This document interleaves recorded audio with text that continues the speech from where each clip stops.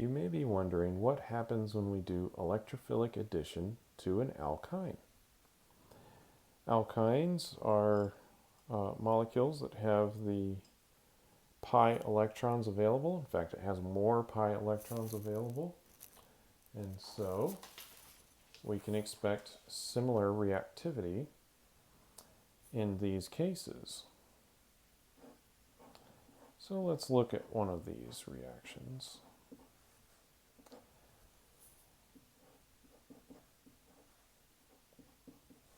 So here we have an alkyne, and let's go ahead and add hydrochloric acid to this.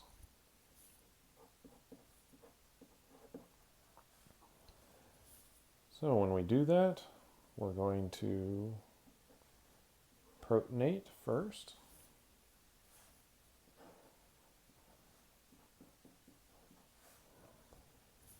And that will generate an intermediate.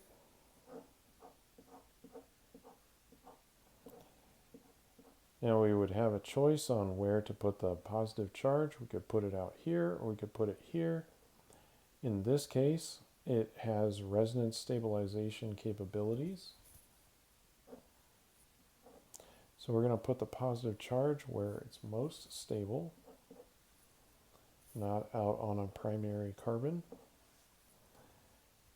So I'm just going to emphasize where the hydrogen is gone, and of course we still have that hydrogen from when we started. And we'll have chloride.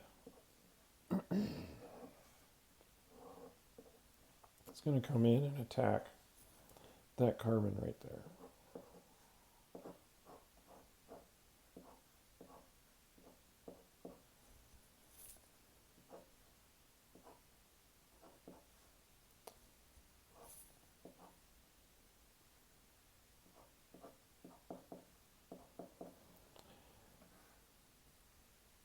Now, in the case of an alkene, the reaction would be finished because we would no longer have a double bond. We have another double bond here, and so the reaction can actually continue. So let's have another HCl.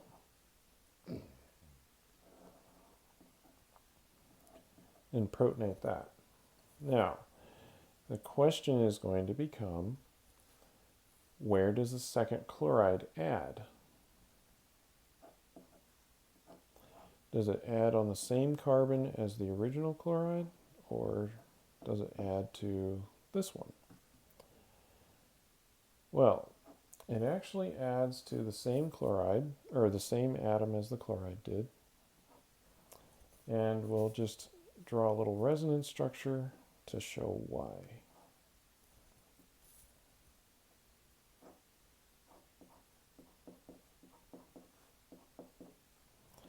So we're having a positive charge right there. And I'm just going to draw the resonance structure down here because this is still the major one that a little bit easier to draw the mechanism off of. So, but we'll just use this to explain the stability. So we could have some electrons move from the chloride down into here, locate the positive charge up on the chlorine, and then we have a little bit of resonance stabilization for that positive charge.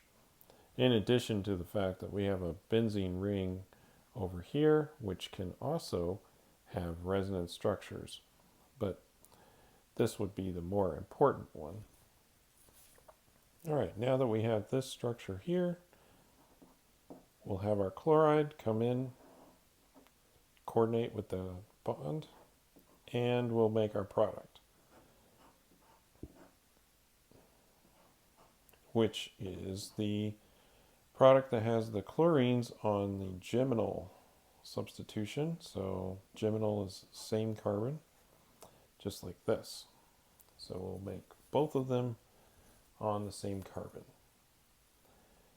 Now, I drew one where we have a benzene ring, and that helps stabilize the positive charge.